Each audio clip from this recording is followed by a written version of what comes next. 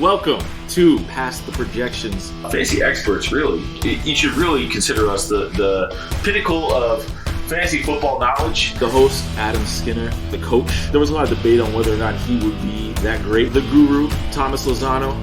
Kid's a playmaker, like you touched on there for a second. Statman, Danny Pert. Definitely a touchdown threat. Love the frame, love what I saw from him. The wizard, Chris Roth.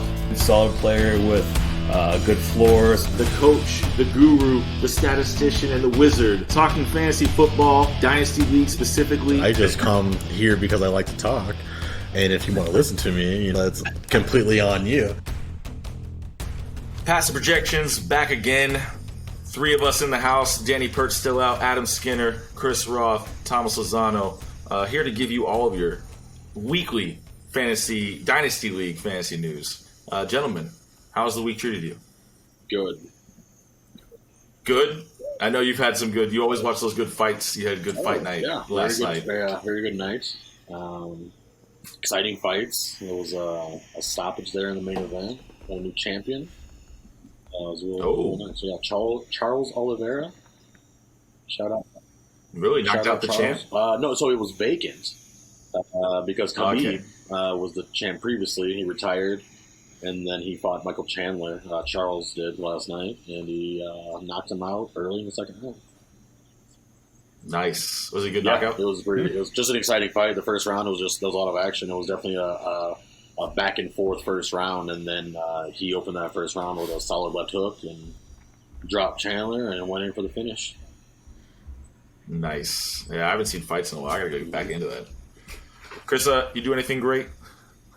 Nothing too exciting. Just kind of hung out. I don't know. Went out on the town on Friday. It's kind of nice. The weather's getting nicer again. Even though the past couple of days it's been, I don't want to say bad, but like not great. Like 60s. So it's kind of whatever. But yeah, just another chill week. Nice. Watching really good TV. For all mankind, any science nerds out there, it's about the space race, but like a little bit of a twist on the history.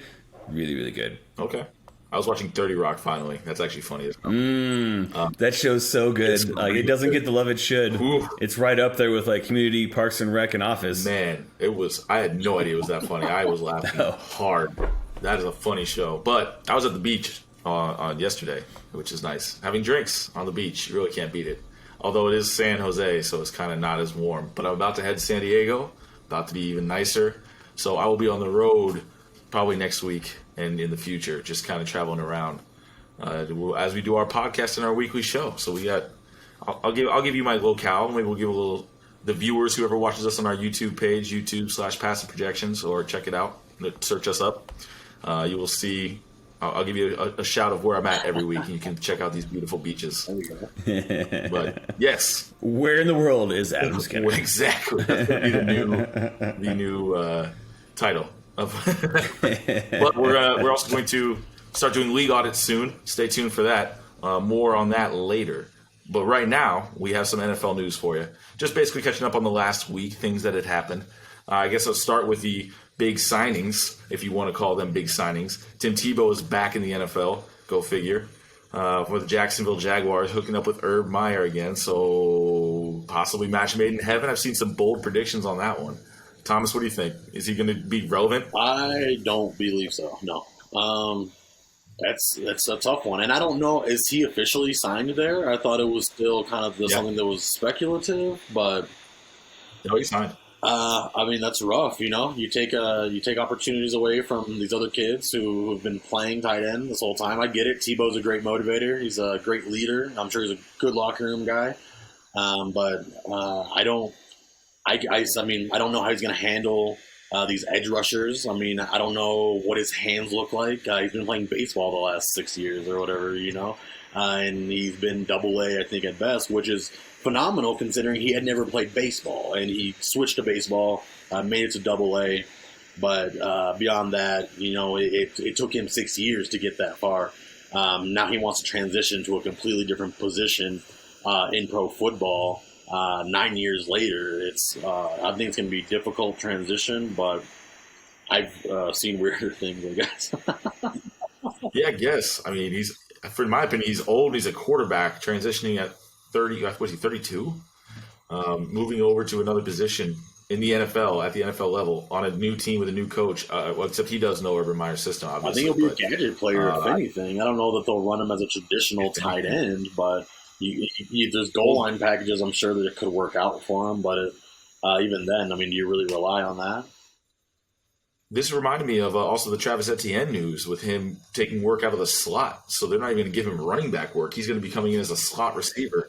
James Robinson fans obviously got to feel great about that news. But boy, yeah, Etienne going through the roof. Does his value get hurt? What does this do for him too? I mean, what's going on in Jacksonville? If you're in a PPR league and you can run, Etienne out of running back slot, and then he's running as a slot receiver. I mean, that's huge. I think it's huge. If he actually gets the work and the attention, man. Yeah, Thomas, you think is it better for Etienne? Absolutely. If he's running the slot receiver, but still, toting the ball. So obviously we know he's going to get targets as a receiver, and he's certainly still going to get targets as a running back, and then still get carries. So at this point, it's like it sounds like they're going to find a number of ways, not just third down, but a number of ways to get the ball into Etienne's hands. And so I really like that for him if he's going to be like J.D. McKissick last year, just running out of the slot, just little targets, peppering him here and there. You take that. Yeah, J.D. McKissick was very fantasy relevant out of the slot, and he ended up being a top 30 running back in fantasy, which is ridiculous. For a backup running back to watch. Much. Right. Yeah, so I think it's great for Etienne. James Robinson, too, back on the fantasy map. I still have him in the top 60 in running backs. You know what I mean? Yeah. in running. No, I mean, we'll see. We'll see. He did prove it last year, but the one thing he had going from last year was availability. He was always on the field. There was nobody else in that running back room for a long time. He was the only guy, so he was getting the volume, so he was able to churn out this top 10 finish. But as we're talking now, with ATN now getting X amount of targets out of the slot, getting carries, getting out of the backfield receiving work, and then you still have Marvin Jones, Laviska Shenault, and now Tim Tebow. So I don't know how many or how much volume he's going to see in comparison to last year that made him that top 10 running back. Agree. I think even if he is the starting running back, it's still his value is going to be a lot further down, and they're going to try and get Etienne the ball. And don't count out Carlos Hyde there. He's a solid running back. He's going to be on the field as well at times. So, I don't think James Robinson owners should get too hyped, but you're obviously feeling a lot better than you were after the draft. So, somewhere in between, I guess. The other one, obviously, the big signing was Kelvin Benjamin. The big signing for the Giants. This week, at least, I think he qualifies big signing. Physically, he is big. He is big, for sure. You see those pictures move.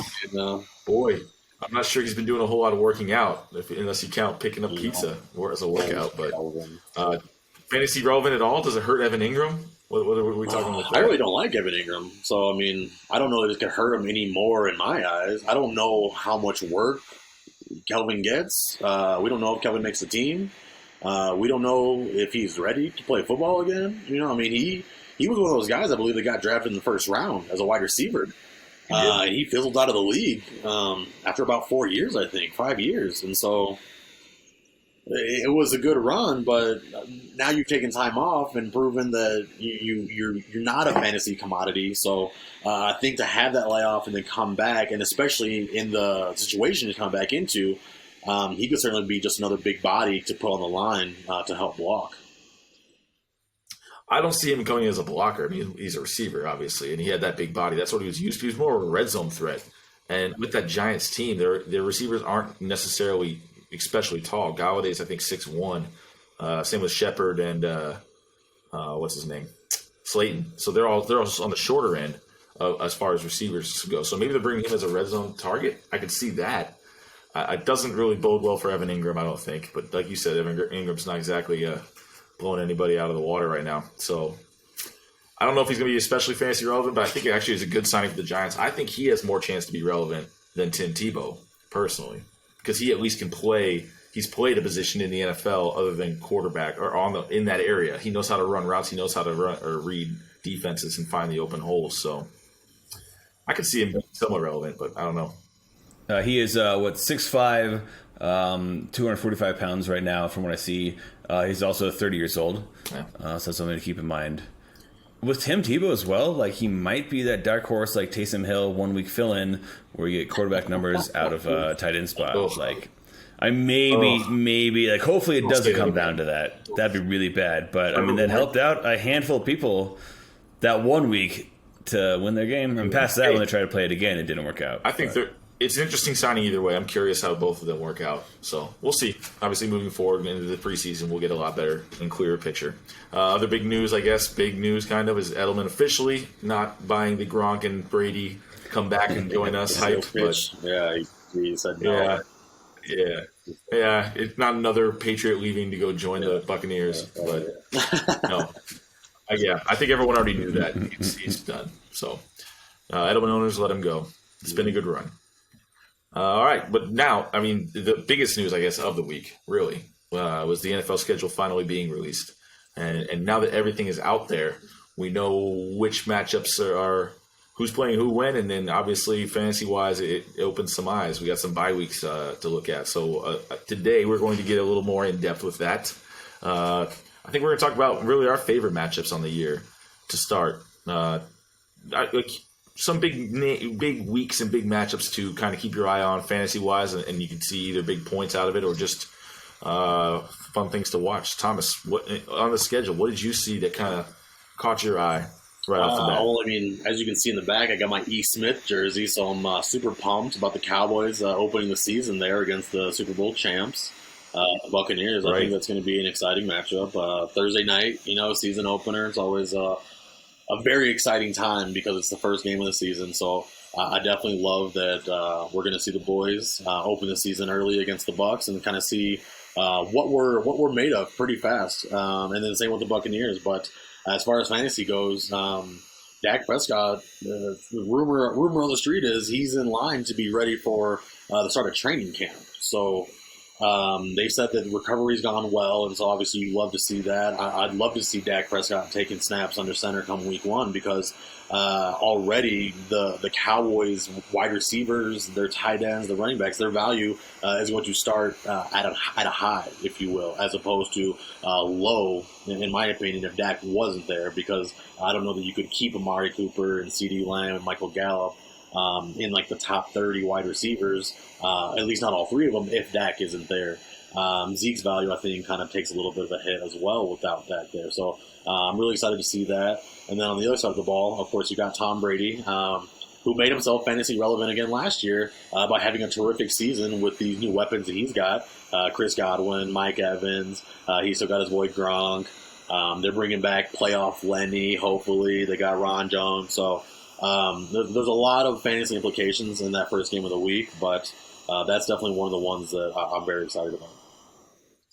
Are you worried at all with that game one? You want Dak coming back against that defense that stifled Mahomes and Hill in the Super Bowl? I mean, that's the one you want them to come back on? Or you want him, who's probably rusty and worried about that leg, to come against that defense? You gotta, it's baptism by fire. This is the NFL. If you're going to be talking big things, like the Cowboys are always talking big things, which is winning championships, you've got to play these games. I mean, I get it. It's going to be a tough defense, but Dak's a dog, and he's ready to get back out there. Yeah, I definitely like Dak this year. In our rankings, I had him third. I really love. He's got the weapons. He's got everything with him. So it's a great test week one. We'll find out where they're at. I don't know if I'm not sure I could start Dak week one against that defense coming right off, out the gates. That's a tough week one matchup, but it'll be one to watch for sure. At least see where both teams are at. And in week one for Tampa Bay, if you have any Buccaneers against that terrible Cowboy defense, Thomas. Terrible defense. We'll see. I'm starting every Buccaneer. We'll get a clean slate this year, so let's see how it goes. Yeah, absolutely. I'll give you that. Obviously, me too, as an Eagles fan, the first one I noticed was week one as well. It's the Eagles against the Falcons. So who gets the first look at Kyle Pitts? Oh, it's the Eagles. And guess what? The Eagles can't cover tight ends or anybody. So if you have a Kyle Pitts, any Falcons on your team, you should be pretty excited about week one. And same with the Eagles. That's a really easy matchup. The Falcons' defense is terrible. this is going to be a high-scoring game. I can really see we're going to see Jalen Hurts with his new weapons, and we're going to see Kyle Pitts or Matt Ryan what he does with Pitts. I mean, this is going to be a fun matchup with these new rookies coming in what I would guess is a high-scoring game coming out the gates. So definitely Week 1 Eagles for me.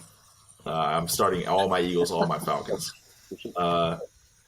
Other ones that caught your eye, Thomas? Big names throughout the season. Week 12, I don't know if you guys remember last year, the Browns-Ravens game was an absolute bananas game, okay? And there was huge fantasy points being scored there by Baker Mayfield, Lamar Jackson. I know Hollywood Brown had a couple of big plays, and so they do it again. And obviously they do play each other twice a year, but this is going to be one of those ones late in the season where it could have playoff implications as well as divisional implications. And so you hope that everyone's healthy at this point, and you hope that they all bring their best. But I think that's another one of those games that you just keep your eye on for just the fantasy points to be through the roof. Yeah, that's definitely going to be a huge one. I'm looking at that Bills-Chiefs game, Week 5. Obviously, best of the AFC again, coming back against each other.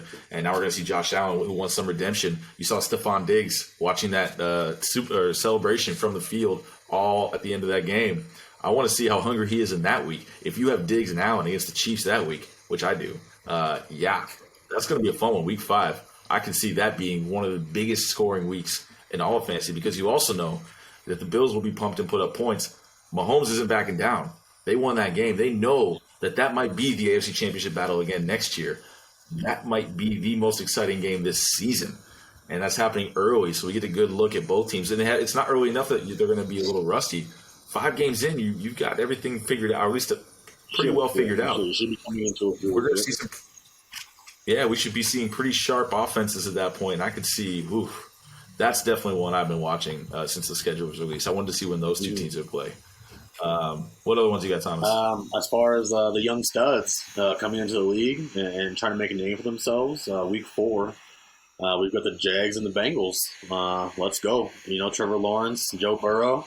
If those guys pan out to what they're projected to be, we could see those guys meeting in AFC Championship games or challenging these Bills and these Chiefs in those AFC Championship games, But it's going to obviously take some time. We got to see what the rest of their team's going to do fantasy-wise. You love what the Bengals have to offer. They're bringing Jamar Chase. They're bringing T. Higgins. They're bringing Tyler Boyd, Joe Mixon. So you want to see some points scored on that end. And on the other end, for the Jags, you've got Travis Etienne, James Robinson, like we had mentioned. You hope to get some production out of those guys. Laviska Shenault, Marvin Jones, DJ Chark. If Trevor Lawrence is winging it around, dare I say Tim Tebow? Gosh, I hope we're not talking about Tim Tebow. Come Week 4, he's in the top 12 tight end rankings. I hope that's not the case, but it certainly could be. But that's one of those games I'm excited to just see how those guys are going to just play against each other. If it's college shootouts, that you love to see that as far as fantasy goes, or if they're just going to be stinkers because they're not good overall teams quite yet, but are going to continue to grow.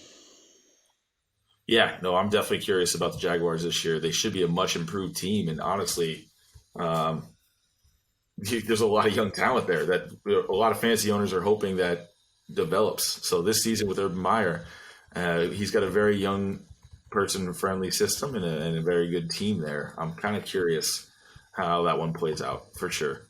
One I'm really looking at also, Rams Cardinals. That will be week. What week is that? 14. That's going to be a fun one. And Monday Night Football shootout. They're definitely probably the best teams in the NFC West. It's a loaded division. Kyler Murray against who I think is going to be maybe the most underrated quarterback this year, Matt Stafford. I really want to see what this Rams team can do anyway. But I bet you that at that point in the season, it's going to be a battle for the division. And I really think that Rams team is a little bit underrated fantasy-wise going into this season. A lot of guys' values are going up with Matt Stafford there, not just on the receiving score, but also for Cam Akers. He's going to see a lot more or a lot more friendly boxes. We're not going to have nearly as much issue freeing up some room. So I really like the Rams. I want to see them with Kyler Murray against a good offense as well. When we're going to see two teams that can put up a lot of points and see what they can do. Thomas, one more matchup that you're looking at. What do you got? Another quick one out of the gate. Week 2, we've got the Chiefs and the Ravens. We've got maybe a little bit of an improved Ravens pass offense here. They can maybe start to keep up with the Chiefs, but as they've actually shown in the past, they even without that pass offense, they've been able to keep up and put up points with the Chiefs. And so we know what Patrick Mahomes has to offer. We know what Travis Kelce has to offer. But who's going to step up after that? Because they lost Sammy Watkins. I think they've got Demarcus Robinson still there. They drafted, that kid's name is slipping by me right now. I can't remember the kid's name they just drafted. Sean Payton? No. Sorry, the Chiefs. They drafted somebody, and so you've got the run game. But who's going to step up? Who's going to take these targets? Mecole Hardman hasn't panned out exactly like they wanted, but could this be the year that he has his breakout? Who knows? Right. But you know what you're going to get out of Mahomes. You know what you're going to get out of Kelce. And on the other side of the ball, like you had just mentioned there, the Ravens did draft Bateman. So it definitely helped balance that out. We know what they offer in the run game, and we know that they're dominant in what they do in the run game. So I myself personally am hoping for big things out of J.K. Dobbins this year, and so we're going to be able to see real early if he's the real deal in this Chiefs matchup. And Thomas, I believe you're talking about Cornell Powell. Yes, for the Chiefs. Yes. Very similar skill set to what Mecole does. They haven't, like I said, they haven't been real thrilled with what they've got out of him, but they're bringing this new kid in, and why not take a shot on someone who's attached to Patrick Mahomes for just a little bit? Absolutely. I heard about Byron Pringle, too, that he might be a fantasy asset to watch this year with Mecole Hardman's struggles, so that's another name to keep in mind. But I also curious in that matchup, Sammy Watkins revenge game, maybe?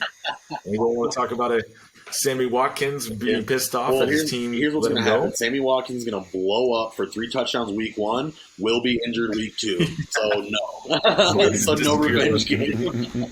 As is tradition. Typical Sammy Watkins. Perfect. My last one I'm looking at, week 7, for a couple of reasons, but the Saints and the Seahawks.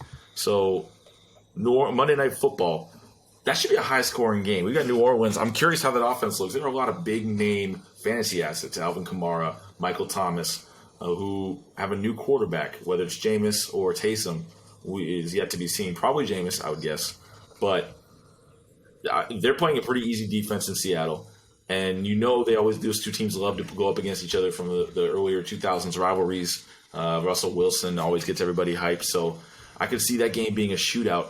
On the other side of the ball, Russell Wilson always wants to show up against the Saints and against Sean Payton. Not a lot of bad blood there, and they have an offense that can put up some points against the Saints team that was looking a little decimated after Drew Brees left. So I could see that being high scoring.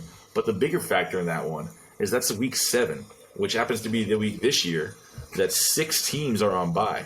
So if you in fantasy own somebody on these 2 teams, that might be a great chance for you to really make some ground in leagues. I mean, if you have any Saints or Seahawks, they have a pretty favorable matchup in that week, and 6 teams are gone. I mean, we're looking at the Buffalo Bills, the Dallas Cowboys, the Minnesota Vikings, the Pittsburgh Steelers, the LA Chargers, and Jacksonville Jaguars. There's some big name fantasy assets out week 7, which is another thing that we want to talk about with these bye weeks. How big of a week is week 7 when you have so many assets out? Like how much does that affect your team and how you draft or how you trade? I mean, as long as you're able to build up some depth, you have some guys that you feel comfortable with that you can fill in there in that week 7 slot.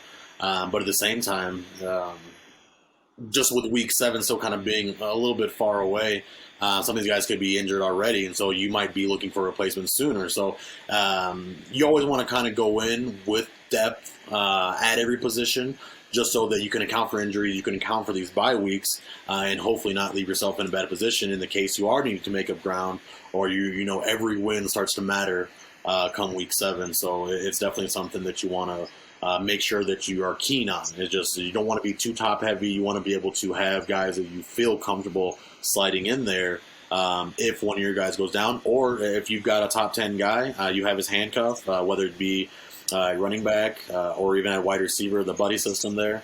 Anything you can do to just kind of supplement that is going to be helpful. But again, it's hard to say with it being so far, but you still want to, regardless of how far in the future is, you still want to have good depth.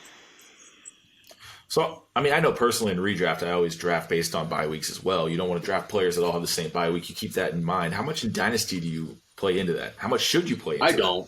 I don't at all. Just because, I mean, it's a year-to-year thing. I'm not going to hold a guy's value down or value him differently because he's got the same bye week this year as another, top guy on my team. I'm gonna take the best available and just keep to the game plan there and not really work around the schedule. We'll have the schedule work around us. Yeah.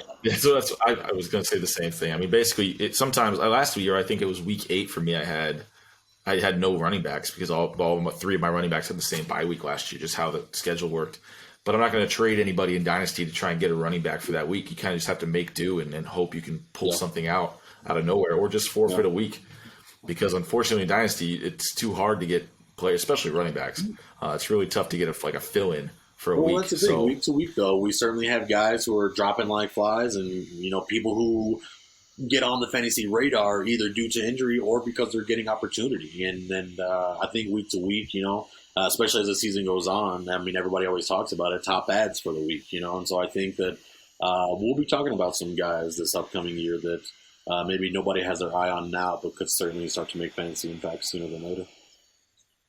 Yeah, absolutely. Any big bye weeks that you see this year, or did any bye weeks stand out to you that you're worried about? No, not really. Like I said, I don't look too much into the bye thing. Aside from week 7, just that's it's going to be pretty big because there's a lot of superstars. There's a lot of big names missing that week. But again, you've got to account for injuries. You've got to account for if a player's struggling, maybe he gets supplanted by somebody else on the depth chart. It's just one of those things you've got to wait and see. So I don't really take too much consideration into the bye until the actual bye week comes.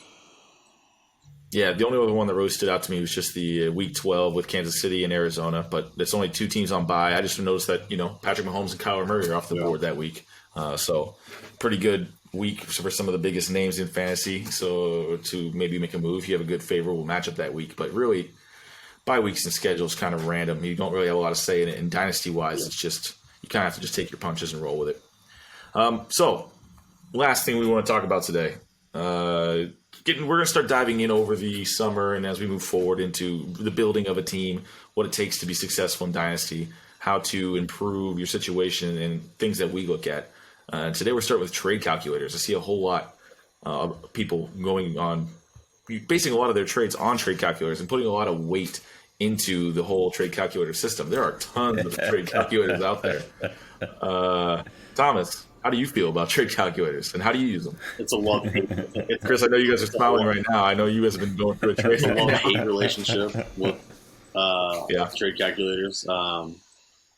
They're just so I don't want to say they're so all over the place, but I mean, in some cases, you could use 4 of them, and 2 of them are one all the way one way, and 2 of them are all the way the other way. And so, I don't put too much stock in those. Don't get me wrong; they're helpful. I think in hammering out framework for a trade. But I think to just go and live and die by what a calculator says, it's kind of tough because, as we've proven before, they're kind of all over the place. So it really does go back to kind of how you gauge the value, then based off league needs, team needs, just other things like that. You want to start to use the human effect for those variables, and so I don't put too much stock into them. But like I said, they are good for at least setting up framework and getting you moving in the right direction on a fair trade. I agree with that, actually. That's how I use them, too. For me, it's most of the time, the only way I use a trade calculator is if I'm just trying to judge if a trade's even somewhat fair. If I ever have a doubt about it and I see like a really what I think might be extremely lopsided, I just find a trade calculator and throw the trade in there and see what it thinks. But trade calculators are all over the place. I really don't put stock into them. I was looking at a post on a group that I'm in, and this guy would posted, I forget what the trade was specifically, but there were 3 guys that added up to one guy. And he's like, see, this trade's fair. Why won't he accept it? And I was like, because the one guy is 3 times more valuable than anything you're throwing that way. Like when you're the thing about trades is if you're getting that best asset, you have to overpay.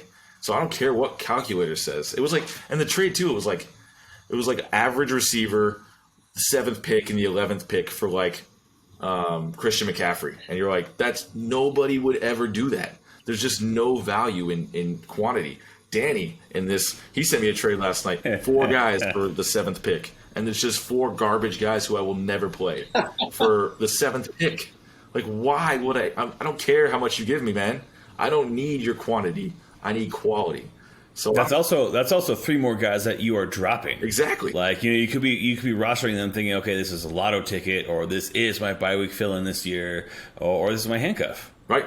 Like, is that worth it? Yeah. I don't think it's worth it typically. My whole MO on roster building is if you're not going to start that guy, you just cut him. I don't have players on my team that I would ever, for the most part. I mean, obviously you want to fill your roster out. You can't always have relevant players, but if a guy is not going to be started, he's not really worth anything to me. Why would I trade for him, and why would I want him around? So I don't believe in trade calculators at all, because they give value to things that to me that are zero value. And like you said, I think the human element is downplayed a lot. And I know you're good at that, Thomas. It's more on that talking side, you think? I mean, it's helpful, whenever you can be persuasive, I guess. But, I mean, it's all about building value in your assets, at least whenever you are talking trades, I know that Chris and I have talked about this, and he's mentioned he hates when somebody is tearing down a player that they're trying to trade for. It's like, listen, you don't want to beat down somebody's 100%. Value that you're trying to trade for. You want to build value in your assets on both ends. You want to see the positives and why you're making the deals for who you're going after, and then obviously building the value in the assets that you have, saying, yo, this is going to be fair, or this is going to help both of us in this way, and then come to a deal. But like I said, with calculators, they might help lay out frameworks to get you there, but I don't necessarily put all the stock in that. So I use them more than either one of you guys, I'm pretty sure. But also, like, I think I've told both of you that I don't only use one.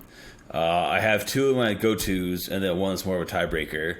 But again, you got to realize that this was something that was built up by developers.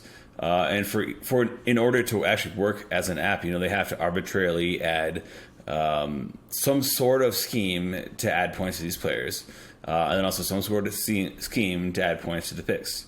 So I have one that I use that values pick slot higher. I have one that I use that values youth higher. So you got to keep in mind, like Thomas said, I like it a lot. It's a framework. You can figure out what it's going to, like, what is at least somewhat close, and then you got to work it from there. It's also really nice when you you kind of wake up and you're like, oh man, like, oh, I got this trade overnight, what is this? And at first, like, okay, maybe that's all right, and then you plug in the trade calculator, or you've had too late of a night and like you're not quite thinking clearly, and you're like, oh, I don't know, man, and then you plug it in there and like, oh, actually, this is close, and let's keep talking, or oh, this is awful, like I'm not even gonna continue down this route. Right. Also, Thomas and Danny have both called me multiple times in the middle of the night. Yeah. To ask me to plug things in to the trade calculator. I just got to say. Framework, baby. Framework. Well, here's the thing. I was just thinking this too. I mean, there's, for a little reference for our listeners, I've been playing fantasy football for 20 years. Thomas, you've been playing your entire life as well. Chris, you've been playing for about 6 or 7, I think, now? A little more than that, about 10. Yeah, because not seriously the first handful. Yeah, we really drug you into it because you were around us so much that you were just like, you have to start playing, man, and then you did. So you learned a lot since then. But you think it's more useful for you earlier on, and as you get more experience, you go further away from it, or do you really use it a lot still and kind of base trades around that? Because I know for me, I've been playing for such a long time, I don't really put a whole lot of weight into anything they say. So initially it was huge. Especially because we were looking at Dynasty. Because the biggest thing was the first 4 years or something I was playing was typically shallower redraft leagues. And then so the trades are a lot different there. You're looking at just X to X, and that's about it. But now we're taking Dynasty into account. You're looking at the years they've played so far, how many years they have left, what their contract's looking like, who else they have around them, what the picks that team will have next year, and how likely they are to actually draft another player in that same position. It gets into it gets into almost more like calculus levels versus just basic algebra here. So it was huge. It was huge for the first few years. And even though, I still do use it just as a gut check. Like a lot of times, like I'll have times where I'll accept trades where the trade calculator says it's unfair, but in my head I'm like, okay, no, this values my team. I like what this is. I might be underpaying or overpaying a little bit, but I think it's worth it. But it's good to be able to see that as a gut check to say I'm not getting ripped off. Yeah. Or it's close. Yeah, close enough. I agree with that. At least it helps if you don't know the value as much, especially in Dynasty, the values change. But it is so much more for the people side. But I really think people who put too much weight into trade calculators, you might be scaring yourself away or talking yourself into trades that are not necessarily good for your team. Like you mentioned, Chris, you don't have to get the right value at all times if it's right for your team. And that's another thing the trade calculators have no input on. If you really need a running back, sometimes you might have to overpay to get the running back that you want. But if you get the right guy at the right time, last year I made trades at the end of the season to get the right guys. I gave away all of my future picks and all of my draft capital, and I might have overpaid on a few, but it helped me win a league. So sometimes you do have to just make the decision that you think is right for your team, and that's why I don't really put much weight into trade calculators at all. They also, we mentioned they all have different values for different players or different picks. They can be gamed.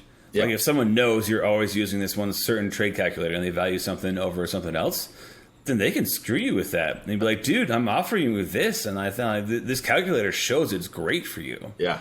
So you got to watch that as well.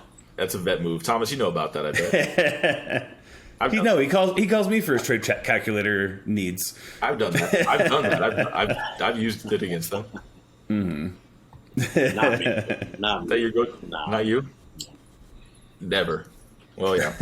But yeah, I think consensus is really, trade calculator wise, they're not entirely useful. You obviously want the ones you love, have the ones you trust, but don't put all of your weight for judging trades framework and then human element. Like you mentioned, Smalls, that was a great example of that. You say that, you do still accept trades and maybe the calculator is undervaluing, but you see the value that it brings to your team. So framework, and then you have the human element, and in some cases you're going to still get deals done, but don't scare yourself off of deals or talk yourself out of deals that could potentially still be beneficial to your team, even though the calculator doesn't say that it is. Yes. No, yeah. Short and sweet. Love it. That does it this week. Nailed it. We're going to keep it quick and easy going over the summer. We got a lot more topics to cover moving forward. Obviously, find us on Facebook. We have our Facebook page. Like, follow, Instagram, YouTube. Watch our videos if you want to see our faces. We're doing this every week. And you can find us anywhere you can listen to podcasts. Listen to Apple, iTunes podcast, Spotify. Yeah, all the big names. We're everywhere. We are all over. And stay tuned for the PTP league audits coming soon, where we're going to be auditing your league. It'll be fun. We don't always have the nicest things to say, but if you want the real truth, we're here to give it to you. So, once again, Adam Skinner, Chris Roth, Thomas Lozano, Danny Pert not here, but we'll be back later. Passive Projections crew out. This guy's full of shit. He's not a believer in Jalen Hurts.